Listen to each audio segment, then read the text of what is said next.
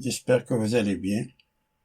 Dans cette vidéo, on va corriger le concours de médecine année 2024-2025.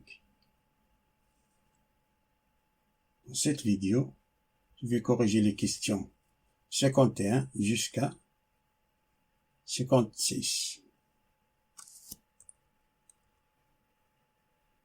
Question numéro 51 nous dit: soit U indice n qui est égal au logarithme népérien de 1 plus n exponentielle de moins n appartient à n, quelle est la bonne réponse?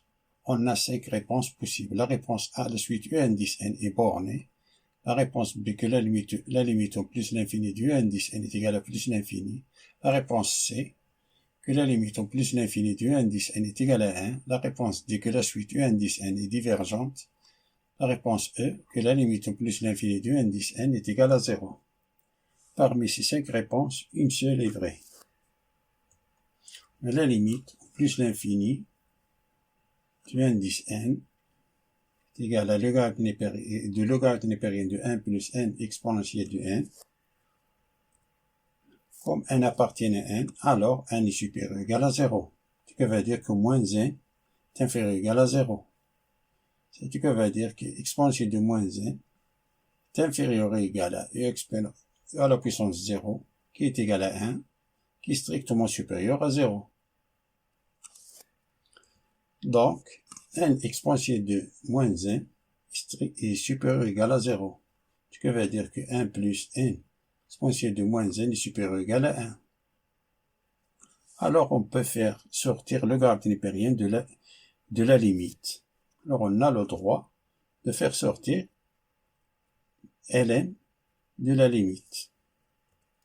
Alors, la limite au plus l'infini du logarithme népérien de 1 plus n exponentielle de moins n est égal au logarithme népérien de la limite au plus l'infini de 1 plus n exponentielle de moins n. Ça qui est égal à la limite au plus l'infini de 1 plus n sur u indice n. Ça est égal à la limite, est égal au logarithme népérien de la limite au plus l'infini de 1 plus la limite au plus l'infini de n sur u indice n.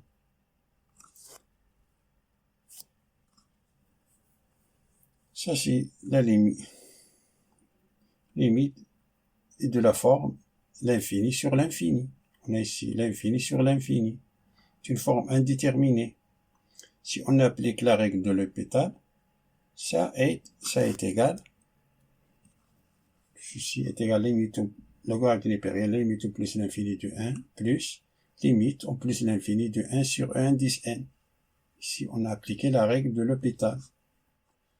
Ça, c'est au plus l'infini, ça, c'est 0. Et ça, la limite au plus l'infini de 1, ça, c'est 1. La limite au plus l'infini d'une constante, c'est la constante.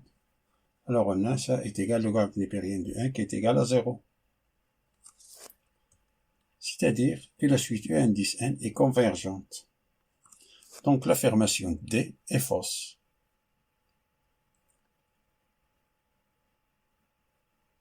Par suite, les bonnes réponses sont E et A. Car toute suite convergente est bornée. On a deux bonnes réponses. Comme toute suite convergente est bornée, alors on a la suite. La réponse A est vraie, la réponse E est vraie. Passons à la question numéro 51. Qui nous dit: soit la suite Wn définie par W0 est égal à 1 et Wn plus 1 est égal à Wn plus 3 divisé par 2Wn plus 4. Et on pose que Yn est égal à 4 sur 2 plus Wn. Yn plus 1 vérifie la relation suivante. On a 5 réponses possibles. Parmi ces 5 réponses, une seule est vraie. La 2W0 est égal à 1 et 2Wn plus 1 est égal à 2Wn plus 3 divisé par 2Wn plus 4 et on pose que Yn est égal à 4 sur 2 plus 2Wn. yn est égal à 4 sur 2 plus 2wn, ça veut dire que 2 plus 2wn est égal à 4 sur yn. Ça veut dire que yn est égal à 4 sur yn moins 2, que ça est égal, on retrouve un dénominateur, c'est 4 moins 2 yn divisé par yn.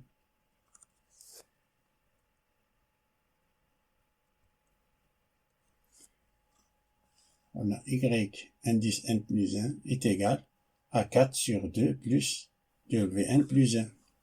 Cette forme, ça. Ce qui est égal à 4 sur 2 plus 2wn plus 1, c'est cette expression. On remplace par son expression, c'est 2wn plus 3 divisé par 2 2wn plus 4. Ce qui est égal à 4 sur 6. 2, on réduit au même dénominateur commun, c'est 2 fois 2 2wn plus 4 divisé par 2 2wn plus 4. Plus 2wn plus 3 sur 2 2wn plus 4. Ça est égal à 4 sur, ça c'est, on a 4 2wn plus 2wn, c'est 5 2wn. 2 fois 4, c'est 8, plus 3, 11, plus 11, tout divisé par 2 2wn plus 4. Ce qui est égal, ça c'est 2 2wn plus 4 fois 4, c'est 8 2wn plus 16 divisé par 5 2wn plus 11.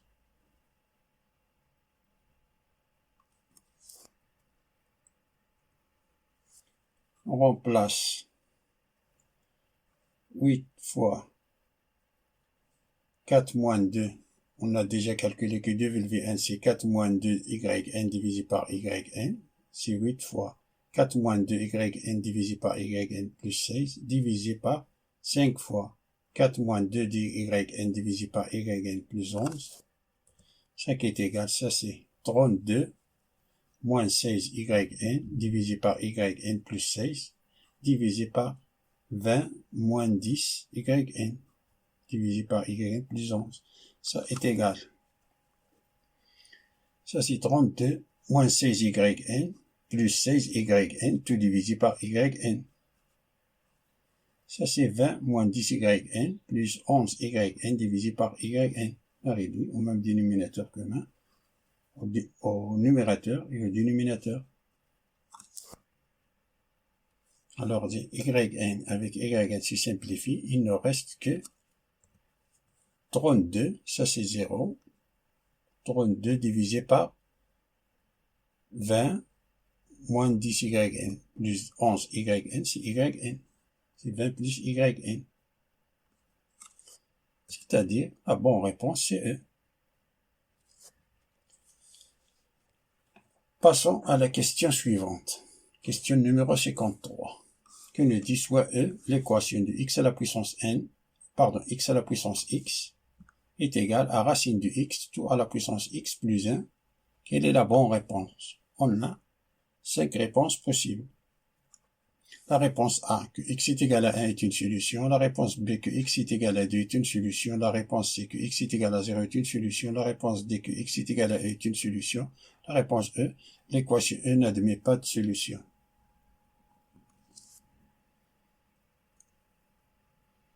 C'est ça l'équation E. On rappelle tout d'abord que f de x qui est égal à j de x tout à la puissance h de x. F de x existe si et seulement si g de x est strictement supérieur à 0. J'espère que cette propriété-là, vous la connaissez par cœur. Et que la racine nème de f de x est égale à f de x à la puissance 1 sur n. Avant de résoudre cette équation, on va calculer le domaine de définition. Alors on a x à la puissance x existe si et seulement si x est strictement supérieur à 0 en appliquant cette propriété. Et racine de x à la puissance x plus 1 existe si et seulement si racine de x est strictement supérieur à 0 et x est supérieur ou égal à 0. Ça veut dire que x est strictement supérieur à 0. Alors, je le mets. Donc, notre domaine de définition, c'est 0 plus l'infini. Alors, l'équation E qui est égale x à la puissance x est égale à racine de x, tout à la puissance x plus 1, et que va dire que x à la puissance x est égal à x à la puissance n demi, tout à la puissance x plus 1. La racine de x, c'est x à la puissance n demi. Ça veut dire que x à la puissance x est égal à x à la puissance x plus 1 sur 2. Les x, on peut le simplifier, alors x est égal à x plus 1 sur 2. Ce qui veut dire que 2x est égal à x plus 1, ce qui veut dire que x est égal à 1, et 1 appartient au domaine de définition. Donc, elle appartient au domaine de définition, c'est-à-dire la bonne réponse c'est A. Passons à la question numéro 54. Il est de calculer l'intégrale suivante. L'intégrale de cos de x sur 2 plus sin de x d de x. On a 5 choix possibles. Parmi les 5 choix, une seule est vraie. L'intégrale de cos de x sur 2 plus sin de x d de x, ça c'est l'intégrale de 1, 2 plus sin de x cos de x d de x. Ça c'est la dérivée de sinus de x. Ceci, c'est la dérivée de sinus, c'est d de sin de x. Et d de sin de x, c'est le même que les, car on a d de sin de x sur d de x est égal à cos de x. C'est-à-dire la dérivée du sinus de x, c'est cosinus de x. Cette dérivée, cette intégrale, ce n'est que l'intégrale 1 sur 2 plus sin de x, c'est d de 2 plus sin de x. Si on dérive ça, dans ça. Dérivée de 2 plus sin de x, ça c'est 0. C'est pour cela que c'est 2 plus sin de x. Alors comme si on fait un changement de variable, de t est égal à 2 plus sin de x. Ici 2 plus sin de x, alors là, 2 plus sin de x est égal à t. Alors on a 1 sur t, d de t. Ce n'est que le logarithme népérien de t. Ça veut dire que le logarithme népérien de 2 plus sin de t. Si le logarithme népérien de 2 plus sinus de x en valeur absolue plus une constante. Il n'était pas nécessaire d'écrire la valeur absolue, puisque 2 plus sin de x est strictement supérieur à 0. C'est-à-dire la bonne réponse, c'est B.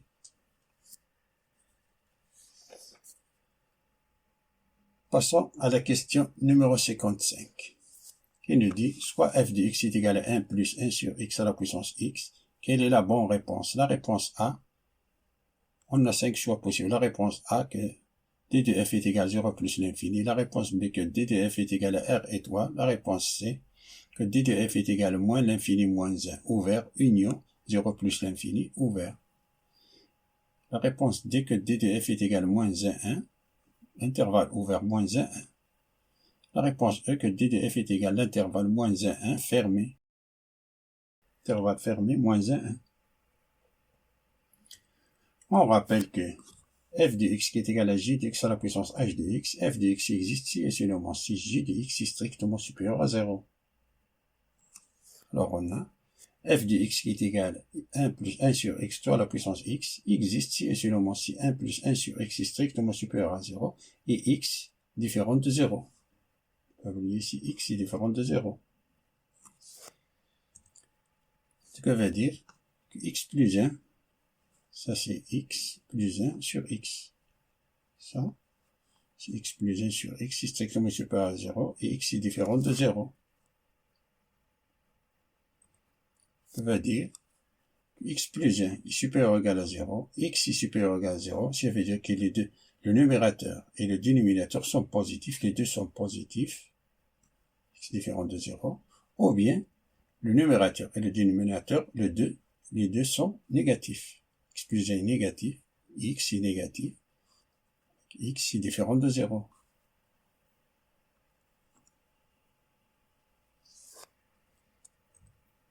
Ça veut dire que x plus 1 est strictement supérieur à 0, x est strictement supérieur à 0.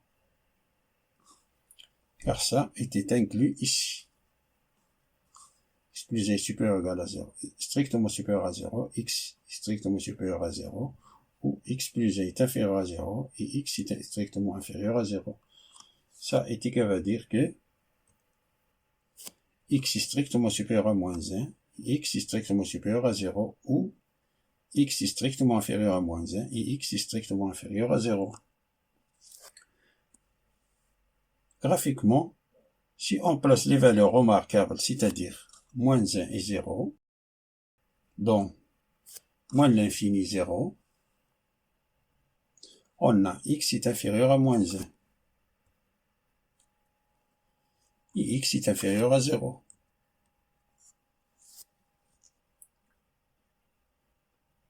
C'est inférieur à 0, c'est la partie colorée en pourpre. Et ça, c'est la partie colorée en rouge. L'intersection, c'est où les deux couleurs coïncident. Donc, le domaine de définition, c'est moins l'infini, moins 1. Ici. L'intersection entre eux, c'est moins l'infini, moins 1, moins l'infini. Et ne pas oublier cette partie-là, qui nous dit que x supérieur à moins 1, c'est la partie brune, et x est supérieur à 0, c'est la partie verte. Et l'intersection, c'est 0 plus l'infini. C'est-à-dire, on a moins l'infini moins 1, union 0 plus l'infini. Ça, c'est le domaine de définition. Donc, la bonne réponse, c'est C. Passons à la question numéro 56. Il nous dit soit f de x est égal à x sinus de pi de x moins logarithme période de x moins 1 défini sur l'intervalle 0,1 ouvert en 0. Quelle est la bonne réponse? On a 5 réponses. La réponse A, que f est majoré. La réponse B, qu'il existe, ainsi appartient à l'intervalle 0,1 ouvert en 0, tel que f de c est égal à 0. La réponse C, que la limite en 0 plus de f de x est égale à moins l'infini. La réponse D, que f est croissante. La réponse E, que la limite à gauche de 1 de f de x est égale à moins 1. Parmi ces 5 réponses, une seule est vraie. F de x, l'expression. Alors, on commence par l'affirmation E qui nous dit que la limite à gauche de 1 de f de x est égale à moins 1. Alors, on a à gauche de 1 de f de x, on remplace x par 1, ça c'est 1, sinus de pi c'est 0, et ça c'est 0, moins 1 c'est égal à moins 1. C'est-à-dire, la bonne réponse c'est E. Voyons pourquoi les autres affirmations sont fausses. Alors là, calculons limite en 0 plus de f de x est égal à moins l'infini. Vérifions ça. Limite en 0 plus de f de x, c'est la limite en 0 plus de x sinus de pi de x moins logarithme hyperien de x moins 1. Ça, c'est égal à plus l'infini, car la limite en 0 plus du logarithme hyperien de x, c'est moins l'infini. Ici, moins l'infini. Moins 1 fois moins l'infini, c'est plus l'infini. Plus l'infini moins 1, c'est plus l'infini. Et sinus du 0, c'est 0. 0 fois 0, c'est 0. Alors ça, c'est plus l'infini. C'est-à-dire l'affirmation C est fausse.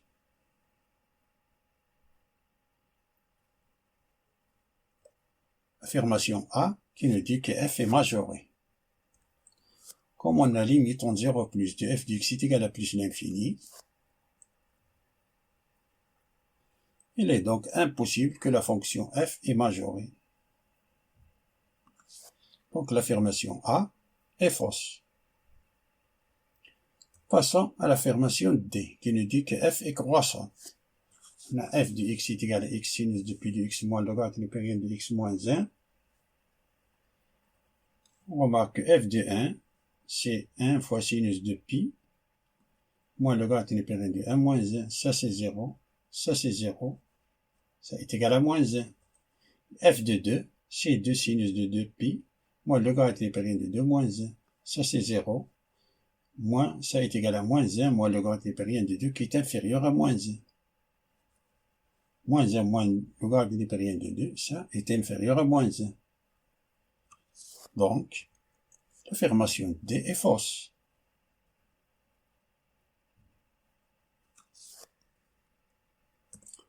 Voyons, affirmation B, qui nous dit qu'il existe au moins un C appartient à l'intervalle 0, 1, tel que f de C est égal à 0.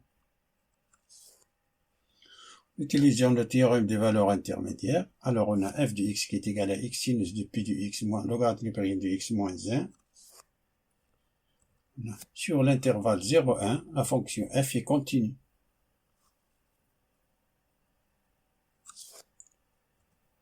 De plus, on a f de a est égal à moins 1, et limitons 0 plus de f de x, c'est plus l'infini. Alors on a 0 appartient à l'intervalle, moins 1 plus l'infini, appartient à cet intervalle. D'après le théorème des valeurs intermédiaires, il existe au moins un C appartient à l'intervalle 0, 1, tel que f de C est égal à 0. C'est-à-dire, bon, réponse c'est B. Ça veut dire que dans la question numéro 56, on a deux bonnes réponses. Fin de la résolution de ces questions. Et à bientôt.